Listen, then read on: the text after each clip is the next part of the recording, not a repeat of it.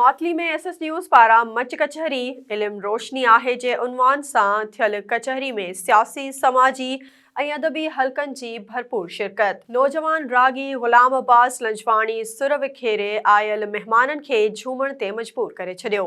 मातली मां नसीर सोलंकी मूजिबि मातली में एसएस न्यूज़ मीडिया ग्रुप पारां एहसान शाह कॉलोनी में सकाफ़ती मच कचहरी सिंध सार इल्म रोशनी आहे जे उनवान सां मुनक़िद कई वई। मच कचहरीअ में शहर जे सियासी समाजी अॻवाननि अब्दुल लतीफ़ सोलंकी, एडवोकेट ज़ाहिद हुसैन चढ़र, इरफान अंसारी, साजिद कमरानी, इखलाक अहमद चांग, अहमद खान निज़ामानी, आमिर ख़ासखेली ऐं जस्कम अॻवान, इब्राहिम सिंधी, एसयूपी अॻवान रबडिनो चांग ऐं ॿियनि शहरनि वॾे अंग में शिरकत कई। उन मौक़े ते नौजवान रागी गुलाम अब्बास लंजवाणी सुर विखेरे आयल महिमाननि खे झूमण ते मजबूर करे छॾियो। हो जमालो जे गीत ते मच कचहरी पुॼाणीअ ते पहुती।